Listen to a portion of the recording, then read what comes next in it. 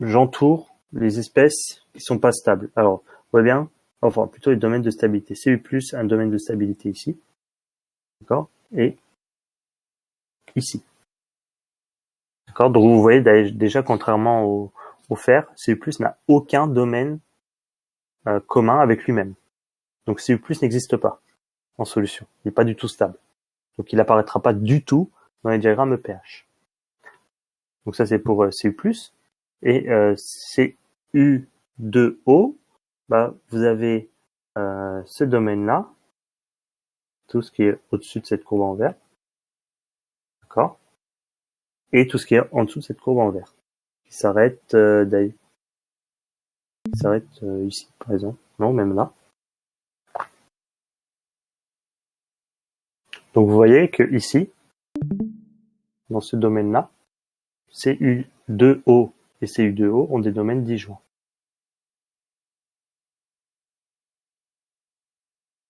Donc, il va se dismuter. Enfin, les deux espèces qu'on a étudiées là vont se dismuter. Pour le coup, CU2 va pouvoir exister en solution à partir d'un pH supérieur à 3.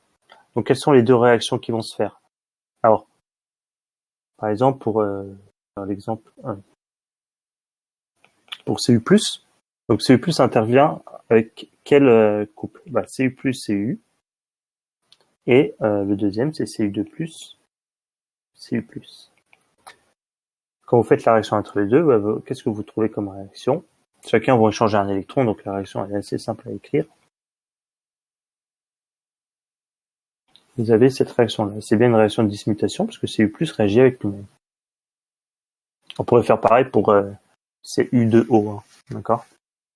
Alors, d'ailleurs, on va le noter, au lieu de le faire. Donc, vous voyez que là, pour le coup, CU+ a un domaine disjoint avec CU+, et donc il va forcément réagir avec lui-même pour donner des espèces qui ont un domaine commun, c'est-à-dire CU et CU2+, ce qu'on retrouve dans l'équation. Si on devait faire pareil pour CU2O, là et là, bah, qu'est-ce qu'on obtiendrait comme domaine commun? CU et CU2+ aussi. Ce sont les seules espèces qui ont un domaine commun après la réaction. Alors pour le coup, il y a un autre cas particulier aussi. Un autre cas de couleur, c'est que pour un pH supérieur entre, je vais mettre quoi en vert? Non, je vais mettre en rouge en dessous. Que pour un pH entre 3 et 5 à peu près, qu'est-ce qu'on remarque? Quelqu'un peut me dire?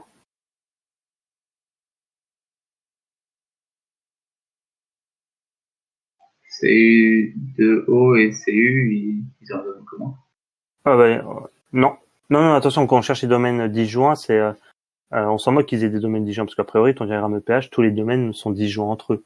C'est juste la même espèce qui va avoir un domaine disjoint avec elle-même. Ah, j'ai dit comment? Enfin, ils sont pas, je sais pas, là aussi. Là, c'est en vert, il y a aussi du CU. Je sais pas. Oui, voilà, c'est CU. Alors pour le coup, Oui.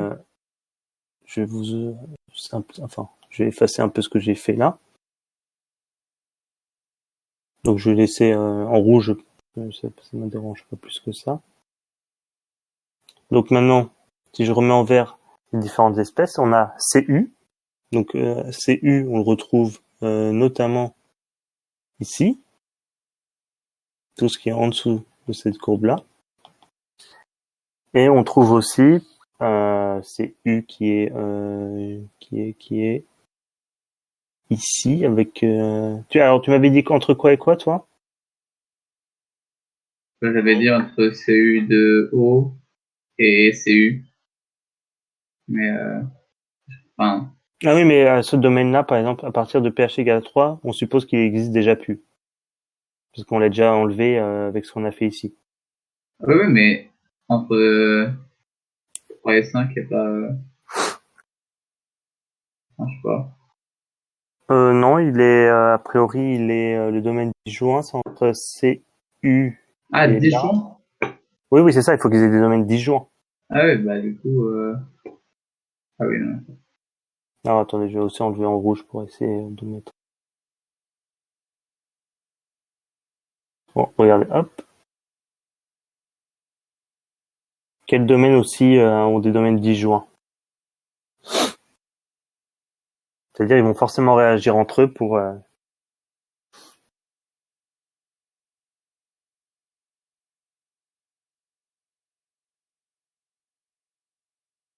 Du coup, les deux CU2O, non? Non, parce que regardez, CU2O, faut l'enlever déjà. Vous enlevez CU2O. C'est-à-dire CU2O n'existe que à partir de pH égale à 3. Tout le CU2O qui est là n'existe plus. Ah, ok. On l'a enlevé du graphe.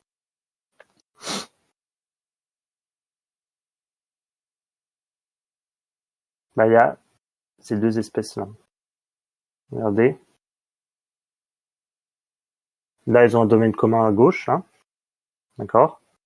Et là, à droite, elles ont un domaine disjoint. Donc, entre pH égale à 3 et pH égale à 5, CU2 plus CU ont des domaines disjoints. D'accord? Sachant, alors quand je dis disjoint, comprenez ici, alors attendez, je vais enlever ça. Oh.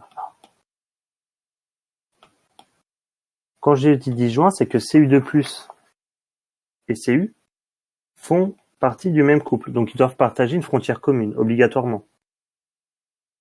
Donc ils ont forcément une frontière commune. C'est obligatoire. Là, pour le coup, vous voyez qu'ici, c'est pas le cas. Il y a CU2O qui vient s'intercaler entre les deux. Donc, il y a, vous pouvez noter que CU, à partir de ce pH-là, CU2+, et CU, solide, ont des domaines disjoints.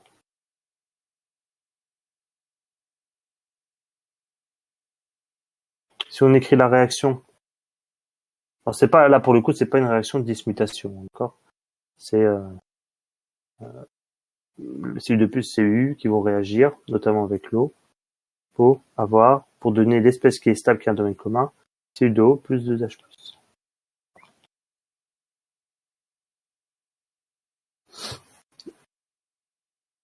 Donc, qu'est-ce qu'on obtient à la fin? Après simplification de tout ça, on obtient un diagramme du cuivre qui est un peu plus, on va dire, joli, c'est-à-dire un peu moins lourd, et on obtient ce graphe-là. On a bien enlevé, j'arrive Mathieu, on a bien enlevé toutes les espèces non stables qui vont se dismuter en pH inférieur à 3, c'est-à-dire CU+, et CU2O. Vous voyez bien que CU+, et CU2O n'apparaissent pas. Entre 3 et 5, on a que les domaines que je vous ai dit, c'est-à-dire que vous ne pouvez pas avoir de domaine disjoint. Donc c'est justement la présence de cette droite ici. Et après, c'est CU2O qui va l'emporter. Mathieu, c'était quoi ta question?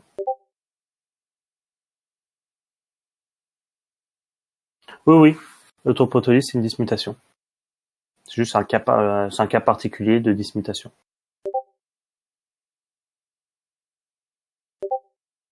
Oui, Iris? Oui, mais du coup, si on prend l'exemple de CU+, on a dit qu'elle existait partout. Et du coup, Oui. est-ce que ça a du sens quand on écrit, par exemple, la dismutation, de mettre CU+. Ça a du sens. De toute façon, normalement, ce qui a du sens, c'est de pas mettre du tout de CU+. Après, s'il faut mettre CU+, vous considérez que, de toute façon, si CU+, c'est que c'est fait forcément séparé par le solvant polaire, donc oui, il faudrait mettre aqueux. Toutes les espèces ioniques sont forcément aqueuses. Paul? Dans la zone de pH entre 0 et 3, comment Mhm. est-ce qu'on a redéfini la frontière entre CU2+, et CU? Parce que, on a fait une espèce de ligne horizontale, en moyenne, en quelque sorte, mais Il faudrait considérer le couple CU+, CU. d'accord. Et tu fais le calcul, tu as 2 électrons, donc ça serait la valeur du potentiel standard. Ok. Enzo? Vous avez dit que c'était pas une réaction de dismutation CU2+, plus CU, enfin c'est ce que vous avez écrit, mais pourquoi? En soi, c'est une réaction de dismutation.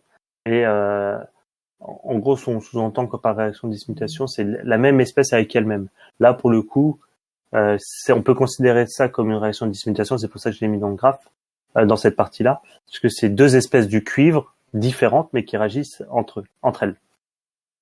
D'accord. Voilà, c'est normalement ce qu'on entend par réaction de dismutation, c'est la même espèce, exactement la même, ionique, qui va réagir avec elle-même. Mais sur certaines définitions, on peut aussi trouver que c'est les deux espèces du cuivre différentes qui peuvent agir sur elles-mêmes. Donc du coup, c'est plutôt une média-mutation, c'est ça? Dans ce sens-là, oui, ça serait plus une média-mutation. C'est ça. Ok, merci. Je vais le marquer juste en dessous, tu as raison. Ce serait ici pour le coup une média-mutation.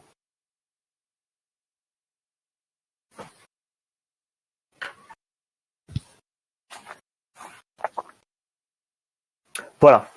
Donc, on a fini pour le coup le chapitre pH. Là, ce qui est vraiment, vraiment important au diagramme pH, c'est vraiment de vous entraîner. D'accord, avec les différents exercices. Donc, là, dans le temps qui reste, non, je vérifie que j'ai mis le TD. Je n'ai pas mis TD, donc je vais le mettre sur Discord et sur la Dropbox. Monsieur, Oui. peut-être qu'on va corriger les exercices de cinétique.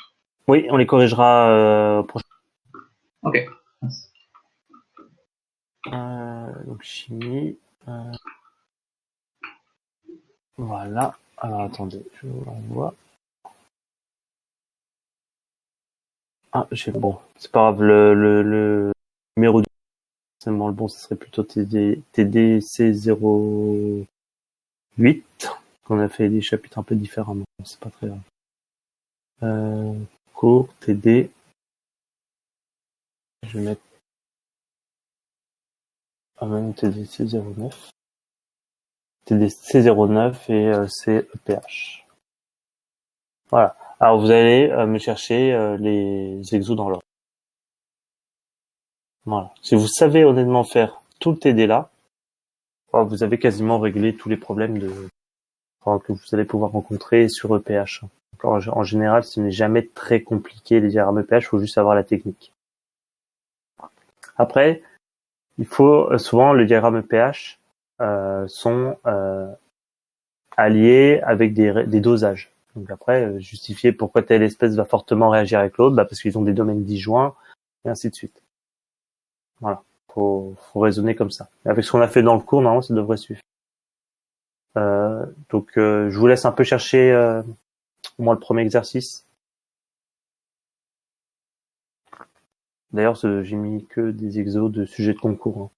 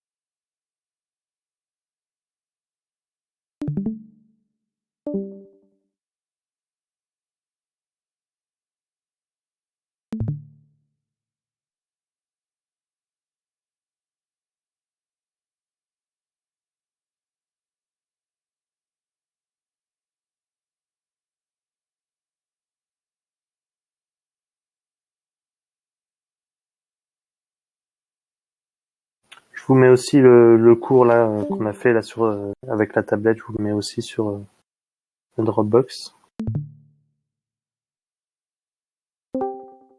Si vous avez des questions, n'hésitez pas. Hein, pour en profiter.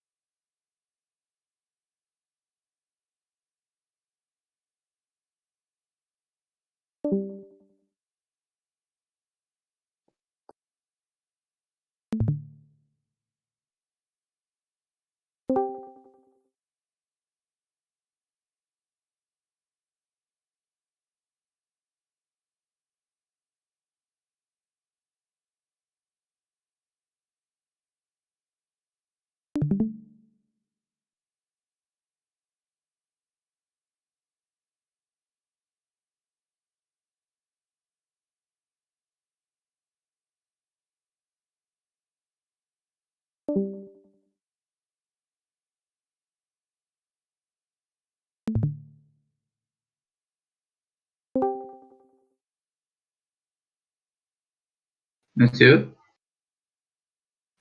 Oui. vous pouvez expliquer comment vous placez les espèces dans le schéma, enfin, notamment pour ceux qui ont le même numéro atomique. Oui, Alors, ça. la règle qui marche tout le temps, c'est tu écris, donc c'est forcément une équation acido-basique, Ok. d'accord? Tu écris les deux espèces sans savoir qui est l'acide, qui est la base, et tu l'équilibres. Tu sais qu'il y aura forcément des H+ d'un côté, etc., mais et t'équilibres tout ça, Ok. d'accord? Alors des fois, et donc quand tu équilibres, tu sais que bah du côté où il y a le H+, ça sera forcément la base, parce que c'est celle qui capte le H+. Ouais. Comme tu peux faire comme ça. Ça, c'est une méthode qui marche tout le temps. Alors pour le coup, le problème, c'est que des fois, on voit pas forcément où est-ce qu'il faut placer le H+. Alors l'idée, c'est de regarder quelle est l'espèce qui a perdu de l'hydrogène.